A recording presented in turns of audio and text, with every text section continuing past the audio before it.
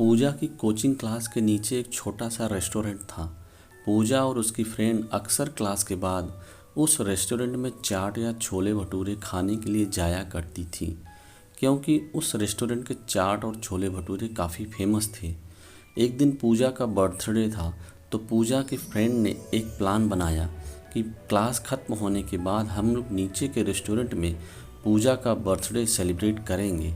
Class ख़त्म होने के बाद पूजा के फ्रेंड ने पूजा को नीचे रेस्टोरेंट में बुलाया और पूजा को उसके बर्थडे का सरप्राइज़ दिया।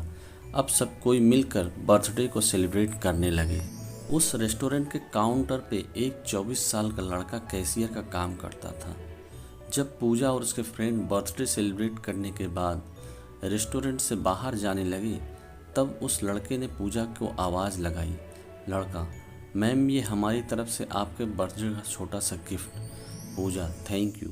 रात को जब पूजा ने उस लड़के द्वारा किए गए गिफ्ट को खोला, तो देखा एक अंदर छोटी सी प्रिंसेस थी जो एक पेड़ के नीचे बैठी थी, और उस गिफ्ट के अंदर एक लेटर भी था। पूजा ने उस लेटर को पढ़ा। उसमें लिखा था: पूजा, आप बहुत ही मासूम और प्यारी हो। जब भी आप रेस्टोरेंट में आती हो तो मेरी नज़रें सिर्फ आपके चेहरे को ही देखती रहती हैं। आपकी मुस्कुराहट को देखकर मेरी भी चेहरे पर एक चमक आ जाती है। वैसे मेरा नाम पवन है। अगले दिन जब पूजा और उसकी फ्रेंड रेस्टोरेंट में आए, तो काउंटर पर बैठा पवन पूजा की तरफ ही देखा, लेकिन पूजा ने अपनी नज़रें झुका ली और अपनी फ्रेंड से बातें करने लगी। अब जब भी पूजा रेस्टोरेंट में आती तो पवन की तरफ एक झलक देखती और फिर उसे इग्नोर करने लगती, और इसी तरह कुछ दिन बीत गए। पवन पूजा से बात करना चाहता था, लेकिन पूजा की तरफ से कोई जवाब नहीं मिलने के कारण पवन भी बात करने की हिम्मत नहीं जुटा पा रहा था। एक दिन जब क्लास के बाद पूजा रेस्टोरेंट आती है, तो देखती है कि काउंटर पे पवन की जगह कोई दूसरा लड़का बैठा है। पूजा सोचती है कि शायद पवन का तबीयत खराब होगा, इसीलिए वह आज काम पे नहीं आया।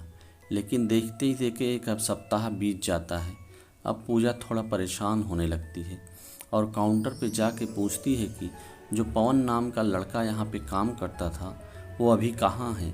उसने काम छोड़ दिया क्या? काउंटर पे बैठा लड़का पूजा को कहता है कि नहीं, पवन भैया ने काम नहीं छोड़ा, मालिक ने उसे मार्केट वाले रेस्टोरेंट पे भेज दिया है। अगले दिन पूजा उस मार्केट वाले रेस्टोरेंट पे जाती है, तो पवन को देखकर उसके चेहरे पर मुस्कान दिखने लगती है। पवन पूजा को देखकर तुरंत काउंटर से बाहर आता है और कहता है, मैम, आप यहाँ पे और आपके फ्रेंड्स नहीं आए? पूजा: नहीं, बात ऐसी है कि मैं कुछ काम से मार्केट आई थी और मुझे थोड़ी सी भूख भी लगी थी, तो मैं यहाँ आ गई।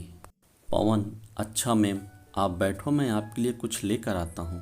पूजा: आपका नाम पवन है ना? पवन: हाँ। मुझे आपसे कुछ बातें करनी है। क्या आप कल मुझे क्लास के बाद मिल सकते हो? पवन: ठीक है मैम, कल मैं क्लास के बाद आपसे मिलूँगा। क्लास में ख़त्म होने के बाद दोनों मिलते हैं। पूजा पवन से कहती है कि देखो, आप मुझे अच्छे लगते हो, लेकिन मैं इस प्यार में नहीं पड़ना चाहती। मुझे अपने पढ़ाई और कैरियर को देखना है। पवन ने कहा, देखो मैम, मैं ऐसा कुछ नहीं करूँगा जिससे आपकी पढ़ाई को नुकसान हो, लेकिन मैं क्या करूँ? आपको देखते ही देखते मुझे कब आपसे प्यार हो गया, मुझे पता ही नहीं चला। अब दिल चाहता है कि अपनी पूरी ज़िंदगी आपके साथ रहूं। पूजा पवन की बात सुनकर वहां से चली जाती है। रात में पूजा सिर्फ पवन के बारे में ही सोच रही थी, क्योंकि पूजा के दिल में भी पवन के लिए प्यार जगने लगा था।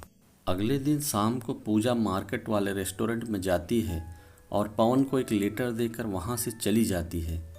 पवन जब उस लेटर को पढ़ता है तो उसमें लिखा रहता है, पवन, मुझे भी अब तुमसे प्यार होने लगा है।